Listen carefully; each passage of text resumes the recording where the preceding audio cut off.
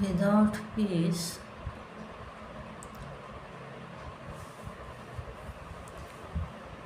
we cannot have any kind of happiness. Does anyone ever say, I am very restless, but I am a restless, agitated person? Only when there is peace in the individual mind, in the society, or in the world of nature, then alone is there prosperity. Peace is needed for happiness, for prosperity, and for creativity. The peaceful mind becomes creative. This is when research work is possible. Great revelations of truth occurred to sages only in peace. When we are unable to solve a problem because the mind is disturbed, the best thing is to sleep on it. When the mind has rested, suddenly the solution is there. Frequently, we consult another person to help us resolve our problems. He or she can give us great advice because that is not emotionally involved. When the mind is clear, it is peaceful and intelligence shines forth. Hence, we have the need for peace at all levels, phenomenal, social, and individual. Peace in the phenomenal world. The question is, what can we do to bring peace to the phenomenal world? The Vedic mantras have the power to invoke peace from all the directions within the forces of nature. But we should remember that to a large extent we are responsible for the destructive effects occurring in nature. By cutting down trees and destroying forests, we bring about great ecological imbalance. Every day we hear of global warming. We destroy nature with so much of exploitation and pollution, all in the name of industrialization, warfare, defense, and progress. Scriptures teach us that if we are compelled to cut down one tree for any reason, we must plant 10 trees elsewhere. Without planting new trees, we have no right to destroy forests. But these days there are concrete jungles everywhere and the weather is changing rapidly. Then we blame God and say that nature has failed us. Scripture says that one should worship the earth, the oceans, the wind, and the trees. But the ignorant consider it as superstitious worship. But now Earth Day is celebrated. Wisdom is coming to life today in a different way. The Vedic concept of worship got distorted with time.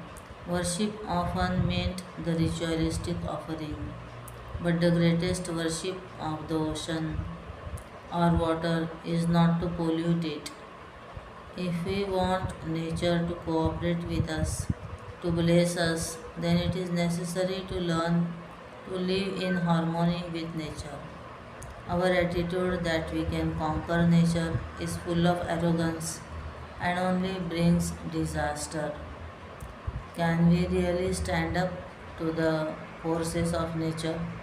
It is only God's grace that, in spite of our foolishness, nature still cooperates with us by bringing about a caring attitude towards nature. Peace is possible in the phenomenal world. What is the meaning of peace in the social world? Society is dynamic. There cannot be peace all the time. There will be disturbances. But if you want to bring about communal prosperity and harmony and a reasonable degree of peace, then that is possible. It is ages in the history of the world where peace and harmony reigned. In the Mahabharata, there is a beautiful dialogue between Yudhishthir and the eldest Pandav prince and his mother Kunti. Yudhishthir asked Mother Kunti, "Is man a victim of circumstances or their master? Does the individual create his time or do the times create the individual?" Mother Kunti replies to Yudhishthir with a very powerful shloka, Mahabharata 5.10.15. Let there be no doubts in your mind, no doubt in your mind. It is the king who creates the time. He creates the opportunity and he creates the situation. If there is change to be brought about in the society, the king is to be the master of circumstances. In the Bhagavad Gita 3.21, Lord Krishna clearly says, whatever a great person or a great leader does, other people follow. All follow a standard that is set by a great person. So if peace, law and order and prosperity are to be brought out, it becomes the duty of the ruling class and the leaders to be role models. They cannot shrink from that responsibility.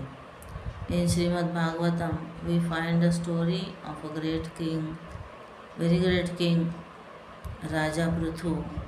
In a famous episode, the king addresses his citizens, pointing out firstly that he should be protector. His duty is to enforce law and order and a sense of security. That is the topmost priority. Without security, there cannot be prosperity. Secondly, it must be able to provide employment to all citizens. Unemployment brings all kinds of problems. Thirdly and most importantly, it is a king's duty to all.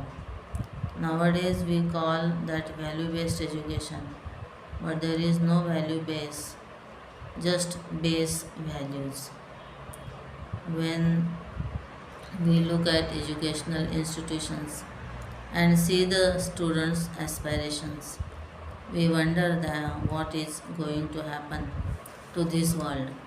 Students eagerly wait to reach the legal drinking age so that they can party. Some even carry guns and drugs are rampant anyway. When education is not rooted in righteousness, if it is not education, power is a great thing, but if that power is uncontrolled and without direction, that will create problems. The role of Dharma integrated living is to give direction with discipline.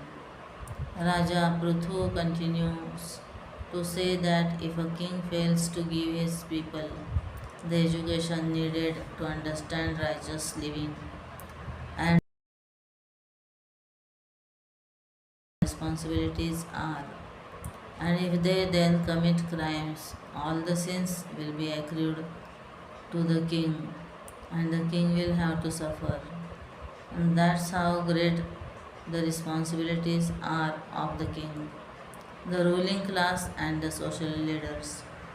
And it is not always necessary that these leaders be wielders of political power. Many changes have been brought about in society, not by politicians but by great sages through their life. Some may say, I am not great, it is not my responsibility. But that is just an excuse. We cannot escape so easily. Every person is great to someone.